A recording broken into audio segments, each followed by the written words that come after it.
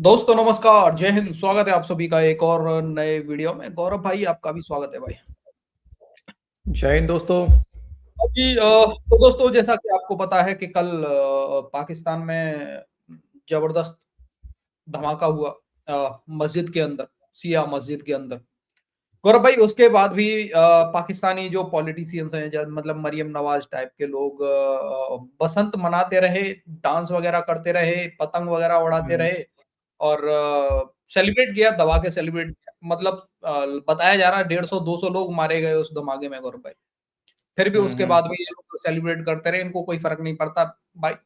Man Punjab के थोड़े ना लोग मारे गए, बाहर के लोग मरते हैं तो लाहौर ही मरने, थोड़ी थे वो। से कोई हम्म, मतलब नहीं है इनको। तो सर एक तरफ मतलब ये सब हो रहा था, दूसरी तरफ मतलब एक नया वीडियो आया हमारे लाल टोपी साहब का, गजवाए हिंद के वॉशरूम से बशरूम से। अंधेरे में सर। और थोड़ा साथ साथ मुझे लग रहा है कि इतना रोया है लाल टोपी ये सब देख के, इतना रोया उसका गला बैठ गया भाई। अजीब सी अच्छा। आवाज आ रही है निकल के उसके गले से। वो बात कर रहा है कि यार तुम, मतलब फिलिस्तीन का जब कह रहा होता हूं तो तुम लोग बोलते हो हमारे पास में पैसा ही नहीं है। दूसरी तरफ पतंग उड़ाने के लिए आप तुम लोगों की 3 अरब रुपए उड़ा दिए पाकिस्तानियों ने, 3 अरब रुपए पतंग उड़ाने के लिए। कुछ नहीं है यार, उसको जलन हो रही होगी डीसी। ये खुद जो है बिना लालटेन का बैठ रहा है यार। हालत लाल टोपी की ये हो गई है, फंड नहीं मिल रहा है उसको। ओके, 3 घंटा। एक तो हमारे पास में लाल टोपी का क्लिप है सर। दूसरी साइड सर हम्म, एक और क्लिप है जिसमें देखो, अमेरिका ने तो इंडिया का मैप दिखाया जो रियलिटी में है, वो आपको पता है। सब कुछ भारत हम्म, का हिस्सा है, कश्मीर वगैरह सब भारत का ही हिस्सा है। उसने वही हम्म। मैप दिखा दिया, लेकिन पाकिस्तानियों की जल गई है भाई। उस मैप पे पाकिस्तानियों की जल गई कि अमेरिका ने क्यों दिखा दिया कश्मीर को भारत का हिस्सा। तो तो दो नहीं क्लिप्स हैं मतलब हमारे क्या पास। क्या? तो क्या दिखाएगा? कश्मीर को भारत का हिस्सा नहीं दिखाएगा तो क्या दिखाएगा? नहीं यार, ये पाकिस्तानी क्या चाहते हैं समझ में नहीं आता इनका। खैर, दो हम्म। क्लिप्स हैं हमारे पास में। चलते हैं पहले लाल टोपी की तरफ, भाई लोगों को दिखाते हैं। भाई लोग, वीडियो पसंद आए लाइक शेयर एंड चैनल को सब्सक्राइब जरूर कर लेना। चलो करो भाई, लेट्स। उनके लिए उनके ठुमके धूम जो ढोल ढमक्का है वो इतना इम्पॉर्टेंट था कि जो 150 से 200 लाशें हैं वो भी उनको नहीं रोक सकीं। अब आगे जो सीनियर वज़ीर हैं पंजाब की मरियम औरंगज़ेब फॉर्म 47 की, वो ये कहती हैं कि अगले 2 रोज़ लाहौर में बसंत की निजी सरगर्मियाँ इसी तरह जारी रहेंगी। मीन बसंत को हम नहीं रोक रहे, बसंत जारी रहेगी। सिर्फ जो मरियम नवाज़ ने 1-2 जगहों पर जाना था वो हमने कैंसिल किया है और बाकी ये सब कुछ जारी रहेगा। मतलब उन्होंने कहा है कि 150 से 200 लाशें गिर गई हैं तो इससे हमें कोई लेना देना नहीं है, ये बसंत जो है वो जारी रहेगी। उसके अलावा भी जैसे हमने आपको फुटेज भी दिखाई है, रात गए तक 8-9 बजे तक, जब तक टेलीविजन भी ये सब कुछ ब्रॉडकास्ट करते रहे, वो भी बसंत मनाने के ऊपर लोगों को जो है वो इनवाइट करते रहे। और इनके भी तमाम के एक तमाम जो मुझे वज़रा फिजाना थे, चाहिए थे। मुशीर थे, वो भी तमाम के तमाम जो हैं वो इसमें मुझे तो शामिल फिजा रहे। और लग रही है, दूसरी फिजाना तरफ मैंने चाहिए। आपको बताया कि सूरत हाल ये थी कि ना स्टेचर या तो फिजा लग रही थी या किरण किरण नाग लग रही थी यार, ऐसे कुछ नहीं लग नहीं, किरण तो नहीं है, मुझे फिजा जैसी लग रही है, फिजाना ऐसा। चाहिए सड़क पे खड़ी होके। थे। लोग जो हैं वो बाहर बेयारो मददगार पड़े थे, डॉक्टर पूरे नहीं थे। जब एक कौम की ये हालत हो तो आप फिर उसके बाद उसे कौम कहें, मेरे ख्याल में तो हजूम है। फिर उसके साथ जो कुछ हो रहा है वो शायद जायज़ ही हो रहा है। हमारा आज का जुम्मे का खुतबा बहुत मुख्तसर होगा, इसलिए कि दिल बहुत ज़्यादा दुखी है कि इस कौम को अब शायद नसीहत करने की ज़रूरत नहीं है। ये इसको बहुत जल्दी है अल्लाह का अजाब तलब करने की। कुरान पाक में अल्लाह ताला सूरह अंबिया में फरमाते हैं, इक़्तरब लिन्नास हिसाबहुम अक़्तरब लिन्नास हिसाबहुम वहुम फ़ी गफ़लतिन मुरिदून मा यातीहिम मिन ज़िक्रिन मिन रब्बिहिम मुहदसिन इल्ला इस्तमऊहु वहुम यलअबून। अल्लाह है, ये पाकिस्तानी कौम की हालत अल्लाह ताला ने बयान फरमाई है। इन लोगों पर अल्लाह का अजाब आने वाला है, मगर ये अपनी गफलत में मुंह मोड़कर, मुंह फेर कर चल दिए हैं।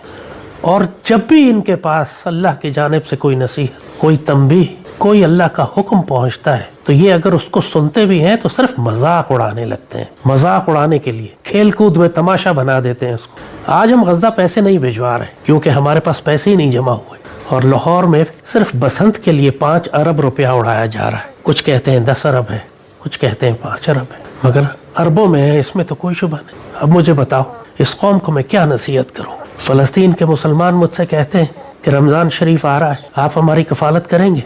मैं ज़मीन में गड़ जाता हूँ शर्मिंदगी से कि उनको क्या बताऊँ कि मेरी ये कौम तुम्हारे साथ यार ये वफादार नहीं है। यार ये यार आवाज सुन के तो यार लाल टोपी का सही में लग रहा है कि ये आधा जमीन में चला गया।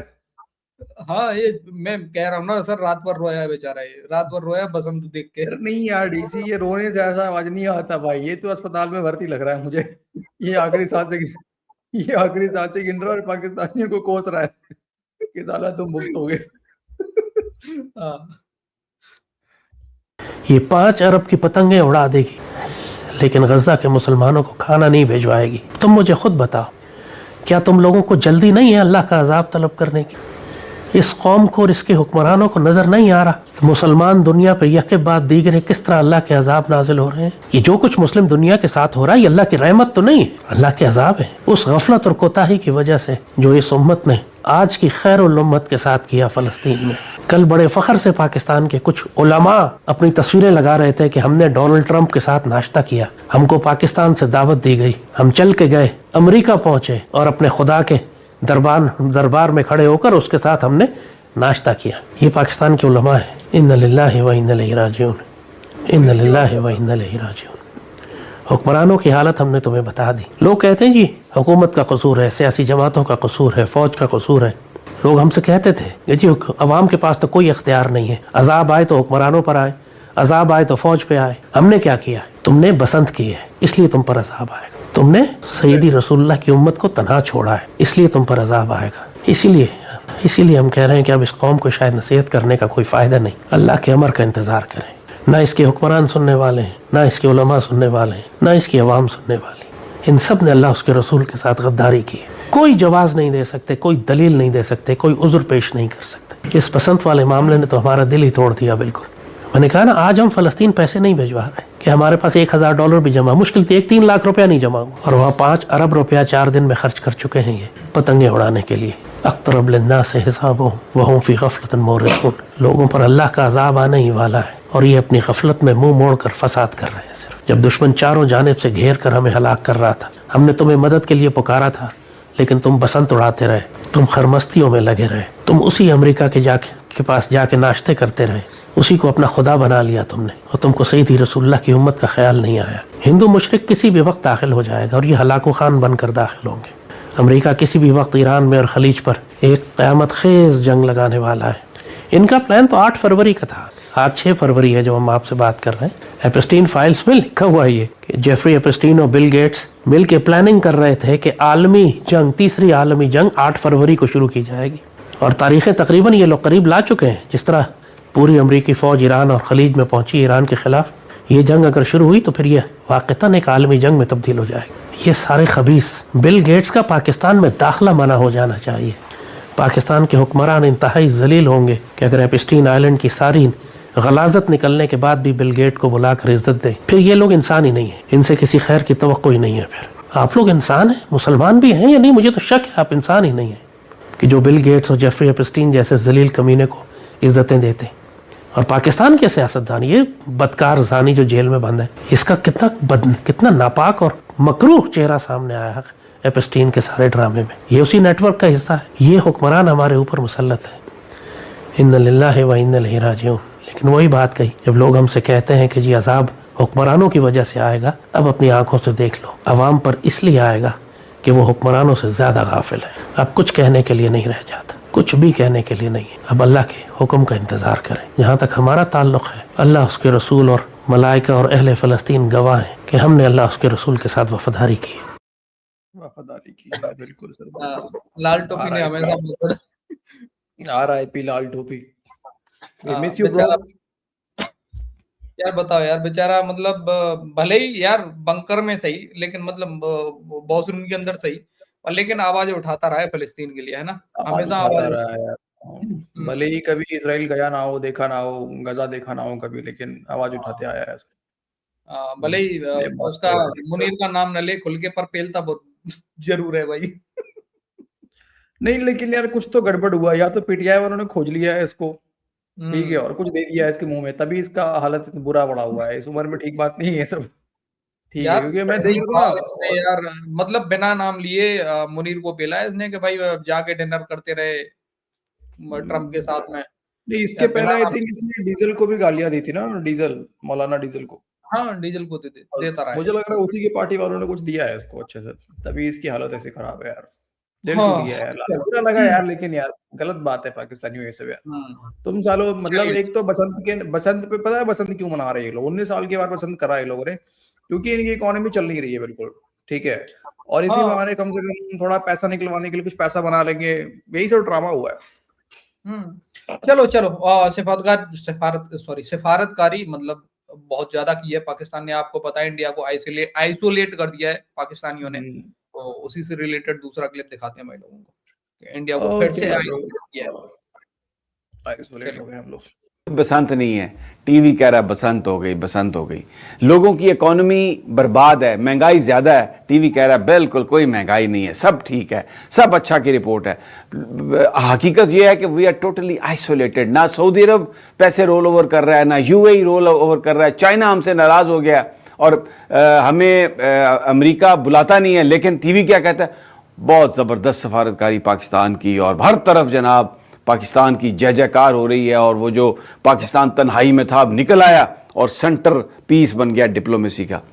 तो जब हम लोगों को झूठ बोलते हैं, बिल्कुल वैसे ही जब 71 में सानिया मशरकी पाकिस्तान हुआ, बांग्लादेश अलहदा हो गया, तो आप ज़रा सुन लें, हमारा बांग्लादेश बनने से एक दिन पहले तक हमारा टीवी क्या बता रहा था कि फतह ही फतह है, कामयाबियां ही कामयाबियां हैं, दौड़े जा रहे हैं, मुक्तिमानी को भगा दिया, और फिर अचानक कि जनाब उन्होंने एक समझौता कर लिया और बांग्लादेश बन गया जनाब। तो ये तब भी झूठ बोल रहा था मीडिया, और आज भी, तब सिर्फ सरकारी होता था और अखबारात थे, और आज इलेक्ट्रॉनिक मीडिया उन्हीं मालकान का है जो जिनके पास अखबारात थे, तो वो झूठ बोल रहे हैं। और ये किसी हद तक ये बात सही है।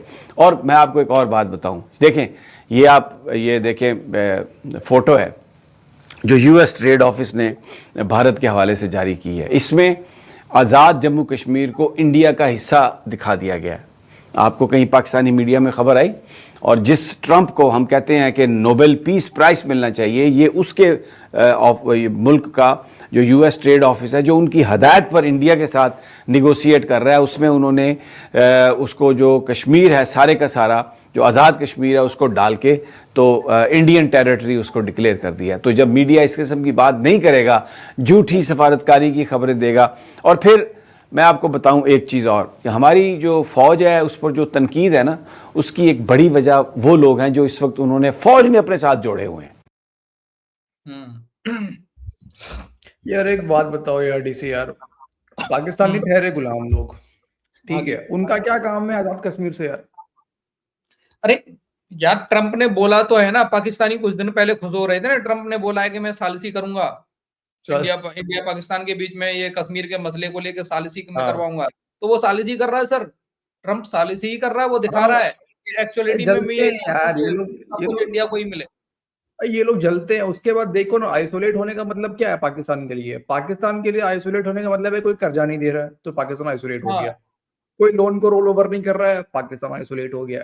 जलते हैं ये लोग भाई, ये सारे पीटीआई वाले जो है ना, इनको जलन है। एक तो यार पाकिस्तानी गुलाम है यार, तो आजाद कश्मीर का नाम आजाद क्यों रख दिया? उसका क्या काम है तुम्हारे अंदर यार? कम से कम इन पाकिस्तानियों को ये तो सोचना चाहिए कि रोल ओवर अगर सामने वाला नहीं कर रहा है तो उसको पता है पाकिस्तान के बाद में बहुत खजाना है भाई, वो पैसा दे सकता है मेरा।